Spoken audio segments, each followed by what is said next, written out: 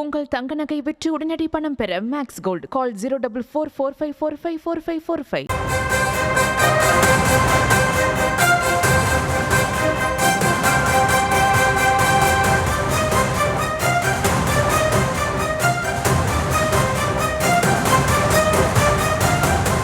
தற்போது நாம் பார்த்து வருவது பீகார் வாக்காளர்கள் கிட்டத்தட்ட ஒரு 6.5 லட்சம் பேர் தமிழகத்தில் இருப்பதாக தகவல் வெளியான நிலையில் தமிழகத்தில் பீகார் வாக்காளர்கள் அப்போது இது வரக்கூடிய தேர்தலில் எந்த மாதிரியான தாக்கத்தை ஏற்படுத்துமா, இதனால் தமிழக அரசியல் களத்தில் என்ன தாக்கம் ஏற்படும், இது போன்ற பல கேள்விகள் நீடிக்கிறது. ஏன்னா வரக்கூடிய நவம்பரில் பீகாரில் சட்டப்பேரவை தேர்தல் நடைபெற இருக்குது. இதுக்காக தேர்தல் ஆணையம் என்ன பண்ணுறாங்க அப்படின்னா சிறப்பு தீவிர வாக்காளர் பட்டியல் திருத்தம் அப்படின்ற ஒன்று பண்ணுறாங்க. அதன் வாயிலாக ஒரு 65 லட்சம் வாக்காளர்கள் நீக்கப்படுகிறார்கள். அதில் குறிப்பாக 36 லட்சம் வாக்காளர்கள் வெளி மாநிலத்தில் வசிக்கிறாங்க. தமிழகத்தில் மட்டும் 6.5 லட்சம் பேர் வசிக்கலாம் அப்படின்னு சொல்லப்படுது. இதனால் தமிழகத்துக்கு என்ன தாக்கம் ஏற்படும், தமிழகம் எப்படி பாதிக்கப்படும், அவங்க இங்கே இருக்கிறதுனால என்ன பிரச்சனை அப்படின்ற கேள்விகள் நமக்கு எழலாம். என்ன அப்படின்னா இதுபோன்று பல மாநிலத்திலிருந்தும் பல வாக்காளர்கள் தமிழகத்தில் இருப்பாங்க. அப்போது வெளி மாநிலத்திலிருந்து தமிழகத்தில் வசிக்கக்கூடியவர்களுடைய மொத்த எண்ணிக்கை எவ்வளவு அப்படின்ற ஒரு கேள்வியிலும், அப்படி அவங்களுடைய எண்ணிக்கை ஒரு 10% தாண்டுது அப்படின்னா வரக்கூடிய தேர்தலில் அது கண்டிப்பாக தாக்கத்தை ஏற்படுத்தும் அப்படின்றது தமிழகத்தில் இருக்கக்கூடிய அரசியல் கட்சிகளின் பார்வையாக இருக்கிறது. குறிப்பாக திராவிடம் தமிழ் தேசியம் அப்படின்ற கொள்கையின் அடிப்படையில் இயங்கக்கூடிய பல்வேறு கட்சிகள் இது குறித்த கேள்விகளை எழுப்புறாங்க. அது குறித்து தான் நம்ம தொடர்ந்து இன்னைக்கு விவாதிக்க இருக்கிறோம். அது குறித்து தான் இப்போ நம்ம செய்தியாகவும் பார்த்து கொண்டிருக்கிறோம்.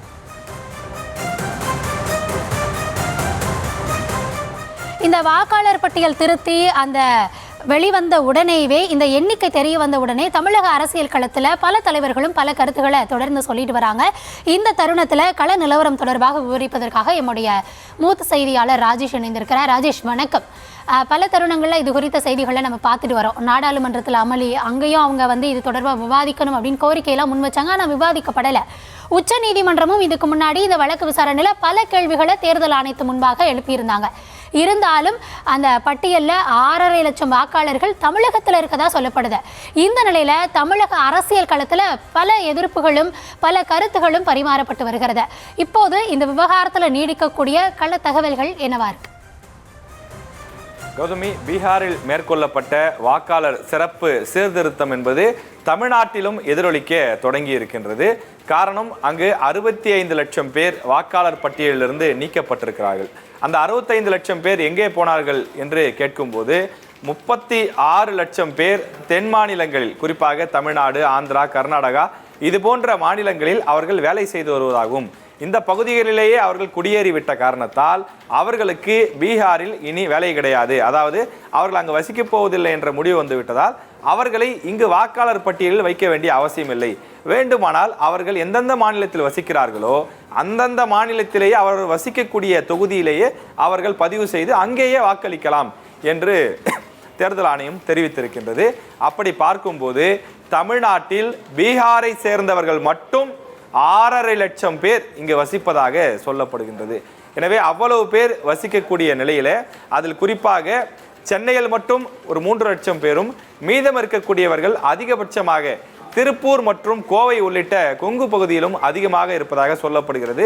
காரணம், அங்கு பனியன் உள்ளிட்ட பல்வேறு அந்த தொழில்கள், ஆடை உற்பத்தி செய்யக்கூடிய தொழில்கள் இருப்பதால் அங்கு வடமாநில தொழிலாளர்கள், பீகாரை சார்ந்தவர்கள் கூடுதலாக இருப்பதாக சொல்லப்படுகின்றது. ஒருவேளை தேர்தல் ஆணையம் சொல்வதை போலவே தமிழ்நாட்டில் பீகாரை சார்ந்தவர்கள் உட்பட வட மாநிலத்தவர்கள் அனைவரையும் இங்கு சேர்த்தால் என்ன மாதிரியான பாதிப்புகள் ஏற்படும் என்பதை பற்றி நாம் விவாதித்துக் கொண்டிருக்கின்றோம். தற்போது இருக்கக்கூடிய கணக்கெடுப்புகளின்படி தமிழ்நாட்டில் 1 கோடி பேர் வட மாநிலத்தவர்கள் வசித்து வருவதாகவும், அவர்களில் பெரும்பகுதியினருக்கு தமிழ்நாட்டில் வாக்காளர் பட்டியலில் பெயர் கிடையாது. அந்த ஓட்டு போடக்கூடிய சீசன் வந்துச்சு அப்படின்னா பீகார், ஜார்க்கண்ட், உத்தரப்பிரதேஷ் இது போன்ற மாநிலங்களுக்கு கூட்டம் கூட்டமாக அவர்கள் ரயில் மூலமாக கிளம்பி புறப்பட்டு சென்று விடுவார்கள். அங்கு சென்று வாக்களித்து விட்டு மீண்டும் தமிழ்நாட்டுக்கு திரும்பி வந்து விடுவார்கள். கடைசியாக 2011 மக்கள் தொகை கணக்கெடுப்பின்படி தமிழ்நாட்டில் 36 லட்சம் பேர் இங்கே வசிப்பதாகவும், அது 2011, தற்போது 2025 நாம் இருக்கின்றோம். எனவே இந்த எண்ணிக்கை 1 கோடியை நெருங்கி விட்டது. அவர்கள் அனைவரையும் நீங்கள் தமிழ்நாட்டில் வாக்காளர்களாக சேர்த்தால் தற்போது தமிழ்நாட்டினுடைய வாக்காளர்கள் எண்ணிக்கை 6.5 கோடி, அது 7.5 கோடியாக மாறும்.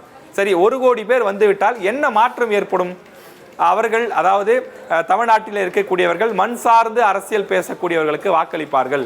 ஒன்று தமிழ் தேசம் பேசக்கூடிய அந்த கட்சிகளுக்கு வாக்களிப்பார்கள், அல்லது திராவிடம் சார்ந்து இருக்கக்கூடிய திமுக அதிமுக போன்ற கட்சிகளுக்கு வாக்களிப்பார்கள். ஆனால் வட மாநிலத்தை சேர்ந்தவர்கள் பெரும்பாலும் தேசிய கட்சிகளுக்குத்தான் வாக்களிப்பார்கள்.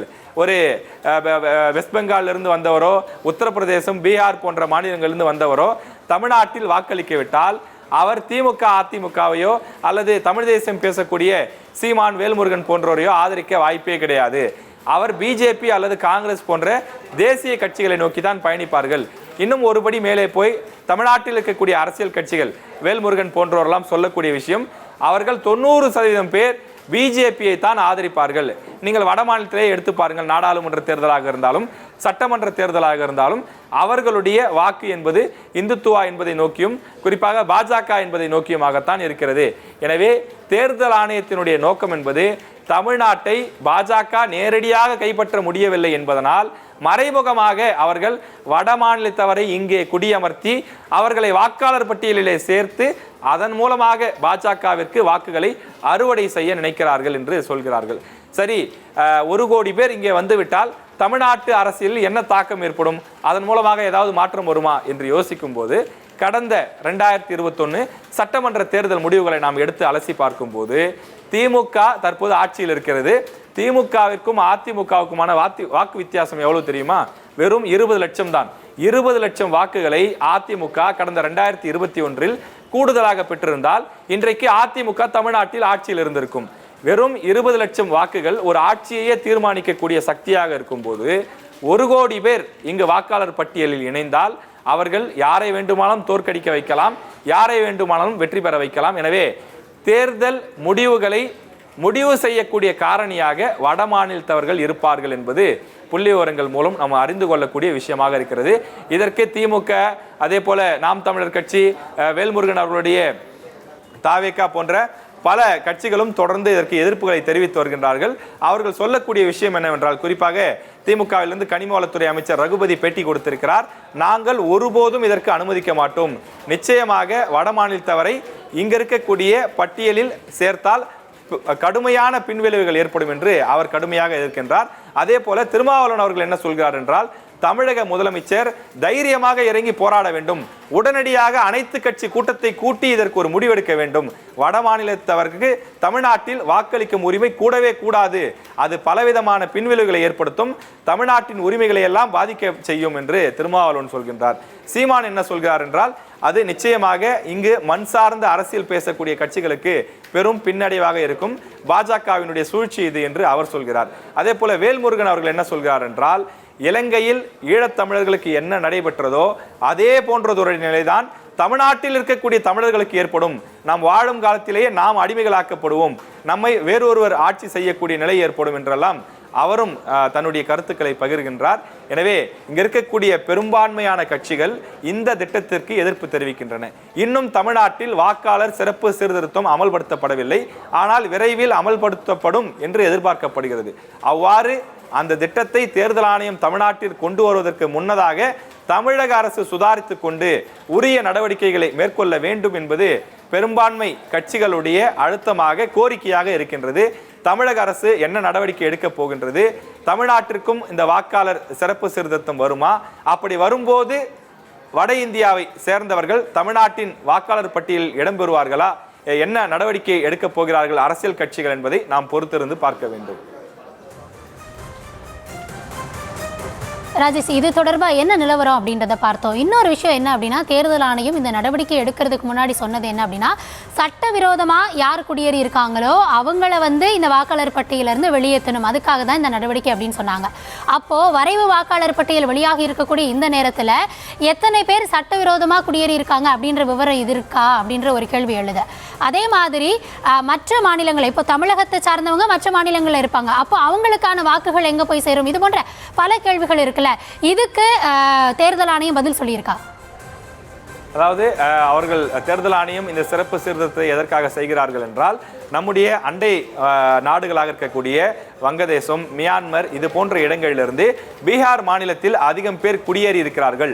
அவர்களை கண்டறிந்து வாக்காளர் பட்டியலில் நாங்கள் நீக்குகிறோம் என்றுதான் இதனை முதலில் ஆரம்பித்தார்கள். எனவே அதிலிருந்து எவ்வளவு பேர் எந்த நாட்டை சார்ந்தவர்கள் என்ற பட்டியலையும் அவர்கள் வெளியிட்டிருக்கிறார்கள். நீங்கள் சொல்வது போல இதனை ஆதரிக்கக்கூடிய ஒரு தரப்பினரும் இருக்கிறார்கள். குறிப்பாக பாஜகவில் இருக்கக்கூடிய சில தலைவர்கள் இந்த திட்டத்தை ஆதரவு தெரிவிக்கிறார்கள். அவர்கள் தரப்பில் சொல்லக்கூடிய விஷயம் என்னவென்றால், எப்படி பீகார், உத்தரப்பிரதேசம், ஜார்க்கண்டிலிருந்து இங்கு வேலை செய்கிறார்களோ அதே போல தமிழ்நாட்டில் இருக்கக்கூடிய தமிழர்கள் இந்தியா முழுவதும் பல மாநிலங்களே பரவி புரவி வேலைகளை செய்து கொண்டிருக்கிறார்கள். பல துறைகளில் வேலை செய்து கொண்டிருக்கிறார்கள். அவர்களும் தானே அங்கே இருக்கக்கூடிய சலுகைகளை பயன்படுத்துகிறார்கள். அவர்கள் அங்கே வாக்களிக்கலாம் அல்லவா? நாம் வட மாநிலத்தவரை இங்கிருந்து திருப்பி அனுப்ப வேண்டும், அவர்களுக்கு சலுகைகள் கொடுக்கக்கூடாது என்று சொன்னால் இங்கிருந்து சென்று வேறு மாநிலத்தில் பணியாற்றக்கூடிய தமிழர்களையும் அது பாதிக்கும் அல்லவா? அவர்களுக்கும் அதே போன்ற ஒரு நிலை உருவாகும் அல்லவா? எனவே இப்படி உலகமயமாக்கிவிட்ட சூழ்நிலையில் இந்தியா முழுவதும் இருந்து இங்கிருந்து அவர்கள் வருவதும், அங்கிருந்து அதாவது இங்கிருந்து நாம் அங்கு செல்வதும், அங்கிருந்து அவர்கள் இங்கே வருவதும் இயல்பான ஒன்றுதான். அதையெல்லாம் பெரிதுபடுத்தக்கூடாது. எனவே இந்த விஷயம் என்பது வரவேற்கத்தக்க ஒன்றுதான் என்று இதனை வரவேற்பவர்கள் கருத்து தெரிவிக்கிறார்கள். இருந்தாலும் இதில் யாருடைய கருத்து வெல்லப் போகின்றது? இதில் அவர்கள் குறிப்பிடுவது போல 1 கோடி வடமாநிலத்தவர்கள் தமிழ்நாட்டு வாக்காளர் பட்டியலில் இடம்பெறப் போகிறார்களா? அப்படி சேர்ந்து விட்டால் என்ன மாதிரியான பாதிப்புகள் ஏற்படும் என்பதையெல்லாம் நாம் பொறுத்திருந்தான் பார்க்க வேண்டும். உங்கள் தங்க நகை விற்று உடனடி பணம் பெற மேக்ஸ் கோல்டு. கால் 04445454545.